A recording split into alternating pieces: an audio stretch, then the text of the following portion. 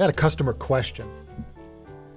Emailed us, and it was a number of questions actually. And I think he was a doctor, but he said he's not really. He's getting into audio, high-end audio. And anyway, one of the things he had asked was about aging, and specifically, one of the questions was, do we take into account in designing headphones age? And I mean age of an individual, not the headphone or the, right. you know. So yeah, and it's like, well, that's kind of a good question. And there was other things surrounding age, like, you know, do their taste vary with age and all that stuff. So age is an all-encompassing topic for sure. Mm-hmm. There's a little bit of a discussion here. Yeah. So to start off with, I think, yes, you do need to tend to consider age and how that affects the person and their wishes, desires, buying choices, and things like that. Because, of course, when you're designing a product, if you can make whatever, you try to make a thing that the person you expect to buy your product is going to really like. And it turns out that humans do change in preferences and also their physical response as they age. Well, not only that, from individual to individual, you have varying tastes. Right. So, and I guess you could say, see, that's the secret sauce. If you can make a speaker or a headphone that appeals to a majority of age groups, then I'd say you're doing something pretty good, pretty right, you know, versus trying to tailor it for a specific group. Like for example, let's talk about age first. Like what happens when you age is your highs roll off, your hearing rolls off in the upper frequencies. Right. You can't hear it. And I mean, I remember I can hear 20 kilohertz, probably a little above that when I was 18 or 16, right? Or even probably 20. Yeah. I worked with the gear that produced tones back then, so it was easy to test. And I'm like, you remember how when you guys were young, it would be annoying as piss. Oh, yeah. You hit that 16, 18K range. I mean, like, it doesn't take terrible. much. No, yeah. Right. You know? Tube TVs. Yeah. Like back when that was a thing, you walk by a wall of them and it's just like, oh my God. I wouldn't go near the corner. I remember the one Target. Yeah. There was a corner where they had all the TVs. I wouldn't want to be aisles away because it was so loud. Right. And people would just stand right next to the TVs and they wouldn't have any problem, but it was painful. Yeah. With like 50 TVs next to each other. Yeah, I mean, and that's the thing, you know, when you're younger, you hear, I mean, you can imagine when you're 2, you're not paying attention, That's but the thing. Yeah. it must be annoying as piss. You wonder why your kid's crying. It's because your Sony TV is screaming over there in the living That's room. right. But it's true, though. I mean, you know, at a young age, you hear everything, you know. And Well, that's the thing. Well, pets back in the day, that's like they would be hearing it their whole life. True. They'd hear these TVs and stuff. yeah, you're driving your cat and dog nuts. Yep. Yeah. Yeah. I guess they get used to it. They probably get tone deaf. Yeah, maybe. I don't know if that happens to them, but with people, you hear the same tone over and over, and at some point, your brain just gets so accustomed to it, you don't really hear it so like much. Filter it out anymore. Yeah. But yeah, so the deal is as you age, that ability to hear the high frequencies, I guess the eardrum, becomes less compliant, whatever happened to bones in your inner ear. There's physiological changes that occur where your frequency response rolls off as you get older. And it doesn't take much. I mean, probably by the time you're in your 20s, you probably can't hear that TV anymore. Maybe your late 20s. Yeah. You can't hear that 16 kilohertz or 15.3, whatever it's 15 point. I forget what the something oscillating. Flat screens don't have that anymore. Right. The point is you start to hear less of it over time to a point where you don't really notice it at any distance, you know, and it's natural, and that's the way it is. So you could say that at a younger age, you're more particular to the system or the headphone you're listening to. It's more critical that you get it right because it tends to be that people are more sensitive to the higher frequencies. And you get this interesting predicament where oftentimes the people designing and testing this stuff, if they're listening to it, they're probably going to have a worse response than younger people because they're more likely to be older. So to you, it might sound fine, but a lot of younger people then may think, oh, it's really annoying, or I don't like how sharp or sibilant or harsh or whatever it is. And that's where it gets a little bit more difficult because a lot of times people will also incorporate styling choices to try to meet their design, their target goals for an audience. And if you're making a headphone for young people specifically, people probably don't generally take that into account. Probably not. But generally speaking, if you're in the high end, you should. And it is a consideration because if you're targeting a particular group or you think more likely than not, younger people or older people are going to buy it. It matters. If you want them to really like it, if you want to stand out as the best product, these things do matter, and you do need to take it into account. You need like a 15, 16-year-old on staff, you know? Yeah, But you need to keep getting new ones, right? that's the They'll trouble. all You age got to out. freshen them up. Yeah. Yeah. Or just give it to your little kid at home and see if he winces every time a song comes on. But Right. again, they're not going to be little forever. Yeah, well, that's true. It is a conundrum though, because naturally, especially in the high end, the important thing is their experience, and you tend to not have a great deal of experience when you're younger, of course.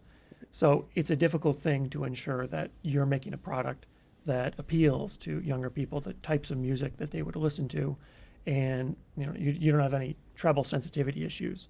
And of course, these things continue to evolve and change over time. So it's an ever-moving target. We're fortunate at our price points where we don't really consider 5-year-olds or 10-year-olds or Yeah, even. right. That's You very know, unlikely. our average age group's probably somewhere around 34 to 50, 54. You know, that 20 years of, I said, Yeah. mid 30s to mid 50s, where people can afford the products we make. So we already kind of know at that point they're probably not hearing above 15 kilohertz anyway.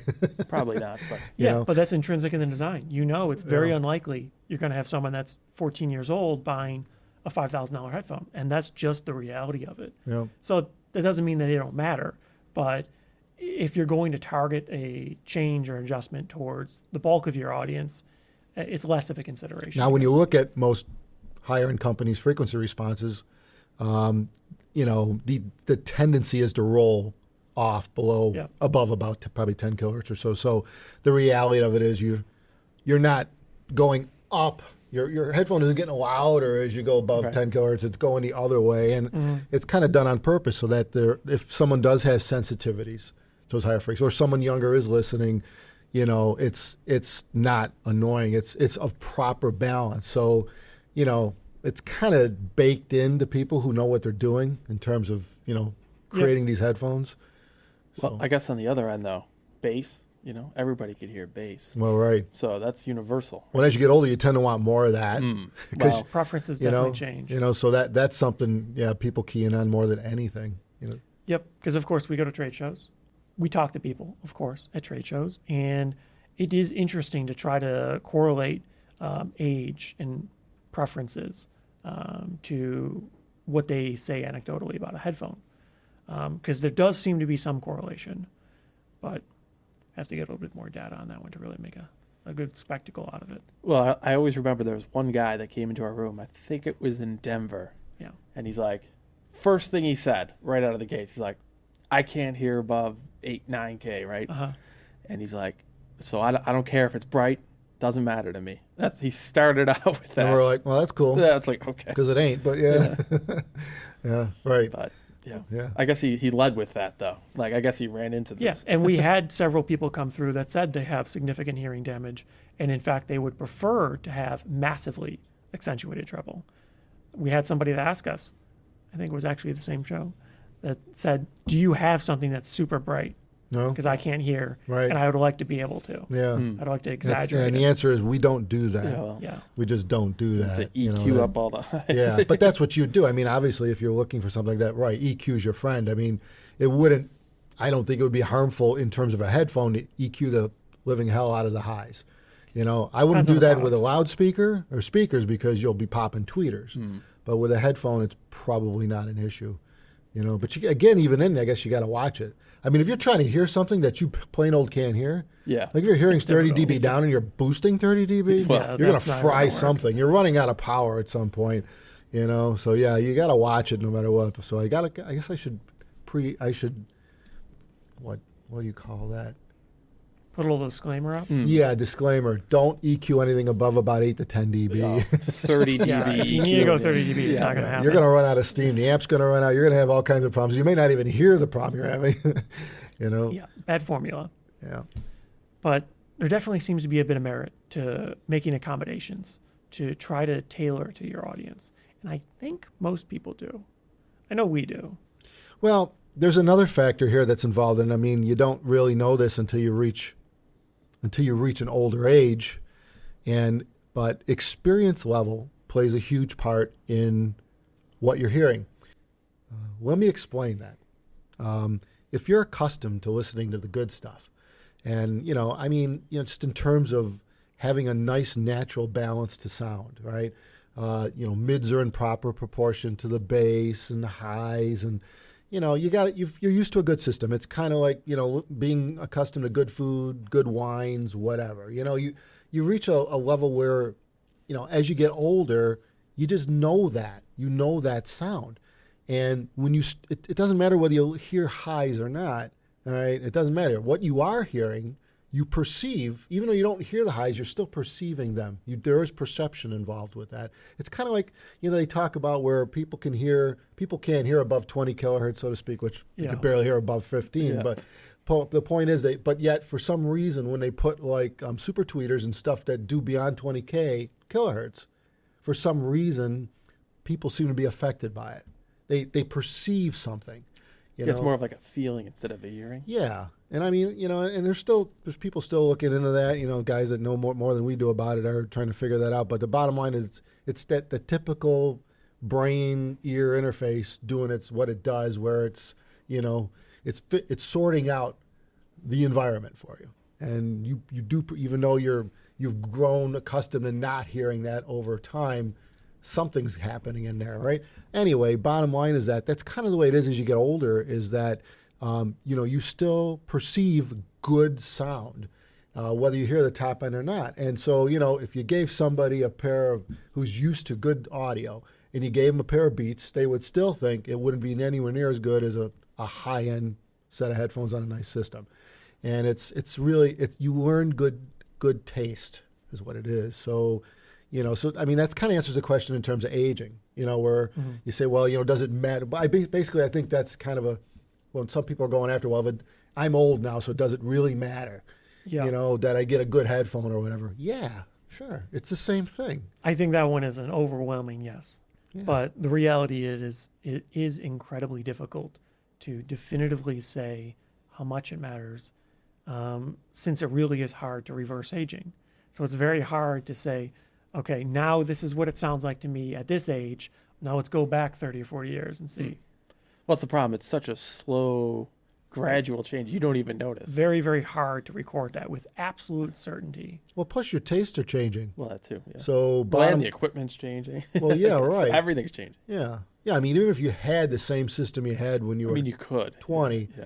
chances are the amplifier filter caps are old now. And, you can't really say definitively that everything remains the same, even though it is just a speaker or a headphone. Yeah. The driver might stiffen up a little bit, or the cone on a woofer might vary in terms of how it moves, on an older speaker.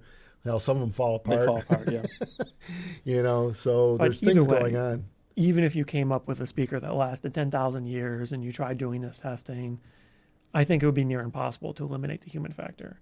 I don't know how you would really do that. You couldn't. Yeah. Right? To ensure that this person has exactly the same preferences, opinions, feelings, tastes, and whatnot 40 years later. Yeah. Impractical. And you won't. I mean, I can tell you right now, you won't. Not, it don't matter how hard you try, it doesn't work like that. Well, and on an individual basis, doesn't really even matter, because to you, if it sounds good, it sounds good, right? Right. So that's what I was getting. That's the bottom line. Yeah. And we see people at shows that are a very wide range of age. We've seen people that are, 16, 17, 18, all the way up to 60s, 70s, 80s. And we've talked to quite a few of them. And from my experience, overwhelmingly, there doesn't seem to be that wide a discrepancy. On average, you see a bit more enthusiasm with the young folks, which makes sense. Especially when they hear something they really like. Yeah. Yeah. Like, we had like their dads in there with their sons. And Right. They'll sit it's them a new down. experience. Yeah, right. though. Right. That's true. Yeah.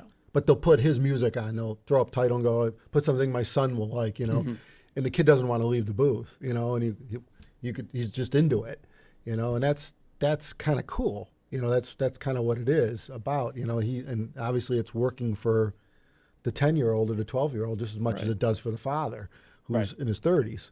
So, that's design. Like that's what you're after in good audio design and good playback design, where, the music sounds like the music. And that's really what we're keying in on. It's not, here we are talking about the gear and how ears age and all this stuff. But the reality of it is We still want to hear the guitar like it's a guitar being played in front of us. We still want to hear a drum kit like it's a drum kit being played in front of us. And Yep. that, we're after that. And the more you're accustomed to being able to hear that, I think the closer you get to it, the more you understand it, and the easier it is for you to pick out when it's real. It's kind of like that old commercial, is it live or is it Memorex? You know? Yeah, I think that type of discussion is a little bit lost on people because so commonly, especially the audiophiles, they seem to always focus on the gear and changes and things like that, and they're always trying to make things better, which is a noble goal. However, the goal always should be to make the gear not matter because it's good enough that you can't tell it's there effectively. Yeah. Right? For most people, I do think that's the goal. It just, after 20 years of not achieving it, it's hard to really kind of understand. Right. You got to rock through a lot of gear to get where you really want to difficult. be. The ultimate end game is elusive. I mean, even if you have the ability to get gear all day, have the money, or you're in the industry, it's even harder then, right? It's worse. It kind of is worse Because now you specifically know what you're looking for, and it's a bitch to find It's that. sort of worse. You know, Yeah. it's worse. But when you- Especially if you have access to very expensive high-end stuff, then now your range is wide. Because to some extent, not being able to afford $50,000 amps and stuff like that limits your selection to make it a little bit easier. Right. yeah, Right? Then you look for the value and things like that, which sort of narrows it down to make it almost easier. Kind of. yeah. But in the end, it does. The choices are slimmer and slimmer. Like, you and me used to do shows back in the day. We do Rocky Mountain, we did CES, and the 2-channel rooms. We used to do speakers back in the day before we made headphones. And, we'd walk around when we got a break. We'd walk around from room to room and check out everyone's room. And we're talking 150 rooms. It's not like there's a lack of systems to listen to. Right. And I mean, probably within an hour, you could cover half of that if you're experienced. You pop your head in while the track's playing, right away. I mean, give it or take. The problem with that is, though, you don't know what is the problem because then there's so many components and everything. So. And you don't care because you ain't got the time to figure that that's out. the problem. I mean, that's the job of the pros that are doing that room. If they didn't set it up right, bad shame on them. But it's easy to blame stuff. Agreed. It might you don't know what it is in the room. Right. Speakers, the amps. Hell, it could be the room. Yeah, it could be some guy's customer's request that came in and play this track for me, and they knew better, but that's what the guy wanted to hear. So, but bottom line, none of this really matters because in the end, that's the problem when you're in a hurry trying to cover that much. And that's kind of the neat thing about CanJam. It's big enough, but it's not that big. Yeah, you can cover the whole thing. It's not a CES. Right. It's not Rocky Mountain. It's achievable. It's not to hear 6 everything floors there. of freaking hotel rooms. Yeah. Yeah. So anyway, bottom line, don't worry about aging. Let it roll. Get the good stuff. Enjoy it. In fact, in an earlier age, the good stuff will teach you. It'll actually educate you as to what the sound should sound like, and you're on a far better path early on than you would be otherwise. That is true because usually every show, 1 or 2 people would say it's like, now I got to go home and listen to what I normally listen to. Yeah, right. It's like, It is a bummer. But because you know what that sounds like, right? Yeah. And Once you get it, Yeah. and once you get it in your head, it's tough to get rid of it. You suddenly realize It what is, balance is like, and that's actually a good thing. It's not something you should fear. It is what it is, but anyway, that's about it. If you got any questions, email us, TOTL for top of the line, at abyssheadphones.com, TOTL. And, we haven't mentioned in a while, but we have a podcast, audio-only podcast, that's on all of your popular channels, Apple Music and all that. If you just go, hey, Siri, play Abyss Top of the Line podcast, which now everyone's Siri is going to be playing it. iPhones all. Yeah, iPhones are all going. But, if you guys want to listen to some of our stuff on there, that's all on there. And we're working on getting Dolby Atmos on there. Ooh, We're in progress. big secret. Yeah, it's a big secret. Yeah, we'll see how that goes. Yeah. Yeah. Probably have to make a video about that. Yeah. Oh, we will. Subscribe, people. Subscribe because there's always good stuff comes. So hit subscribe. Thumbs us up. Take care, everyone. Thank you.